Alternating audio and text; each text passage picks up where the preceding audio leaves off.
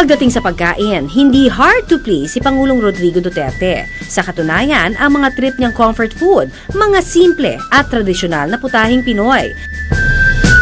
Kung tulad kayo ni Presidente Rodi na mahilig sa simpleng pagkain pero sawa na sa mga tradisyonal na recipe, pwedeng maging malikhain at lagyan ng mga ito ng kaunting twist.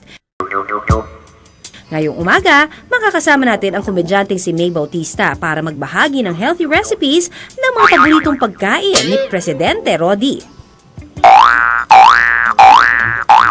Hey friends and countrymen, ako mga kapuso, it's me, May B. At naku po, kasama ko po ang cute na cute, look at that po, si Chef Malu Caudal. Tama po, Chef, no? At ngayon po ha, this morning meron po kaming, tama po, Chef, no, isi-share na, naku po, ito po yung mga paboritong putahe po ng ating Presidente, Rodrigo Duterte!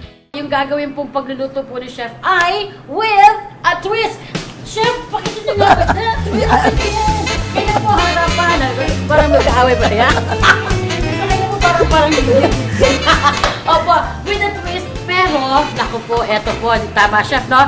Mas masustansya. Yes. And, huwag po kayong mag-alala sa presyo po ng mga ingredients na idadagdag ninyo dahil simple lang and of course, napakamura lang. Napakamura lang. Yes, correct ka dyan, May. Yes, naku, mamaya po antayin nyo lang. Bukod po sa murang ingredients, baka mapamura kayo sa sarap.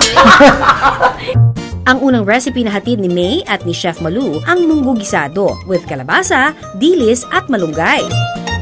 Ang mga sangkap: 3 tablespoons ng mantika, 5 piraso ng kalabasa, 1 sibuyas, 3 cloves ng bawang, 1 kamatis, kalahating tasa ng dilis, 1 kalahating tasa ng munggo beans, 6 na tasa ng tubig, 1 tasa ng dahon ng malunggay, asin at paminta. Una, iprito muna ang kalabasa. Itong kalabasa na to, kasama ang balat. Kaya basta hinugasang mabuti, okay lang, nakasama ang balat kasi karamihan sa mga nutrients ay malapit sa balat.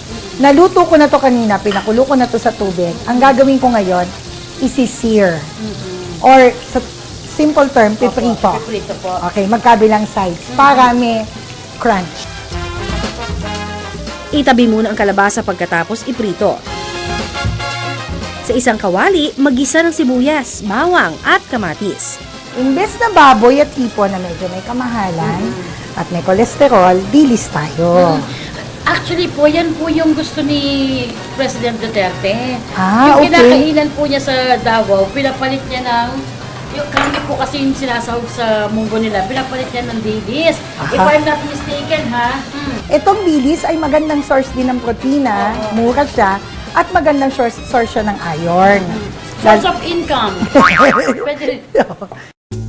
Mayaman din ang dilis sa omega-3 fatty acids na maganda para sa ating puso. Pagluto na ang dilis, maaari nang ilahok ang munggo na nilaga sa tubig. Lagyan ng asin at paminta, depende sa inyong panlasa.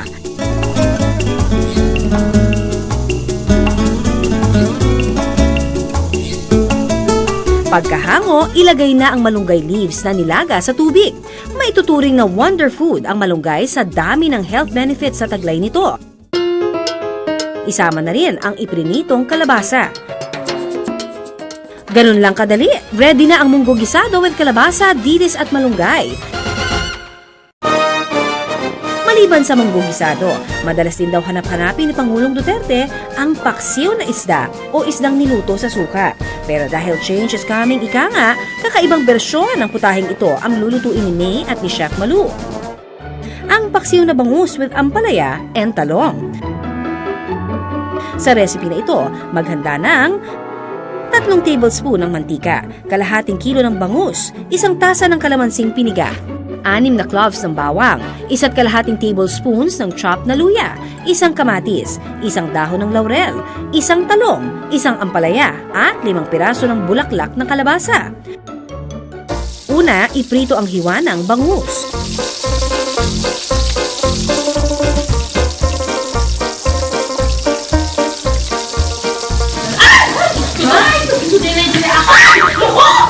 Mag-ingat lang mga kapuso sa talamsik ng oil habang nagpiprito ng bangus, ha?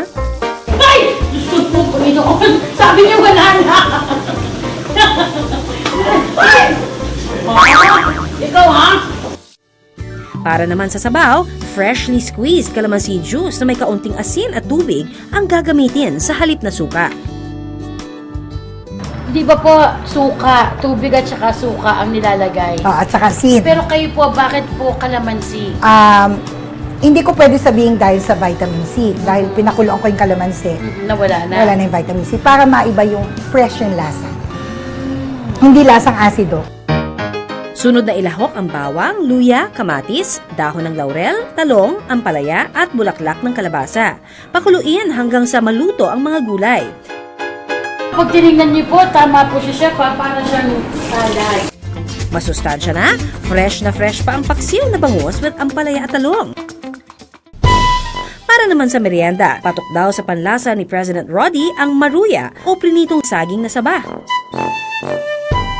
Pero sa maruya recipe na gagawin natin ngayong umaga, hindi lang isa, kundi 3 prutas ang isasahog nila para dagdag sustansya. Ang maruya with pineapple and ripe mango.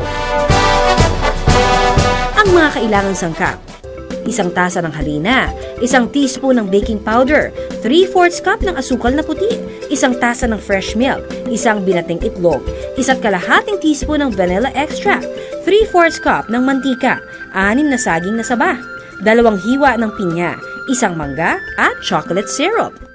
Para gawin ang batter, paghalu-haluin muna ang harina, baking powder at asukal, tsaka ilagay ang wet ingredients na fresh milk, binating itlog at vanilla extract. Lagyan ng batter ang pinagsama-samang saba, pinya at mangga.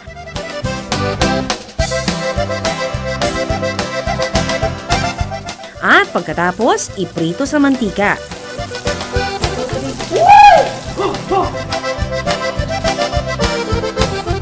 Ito na ang malaking pagbabago.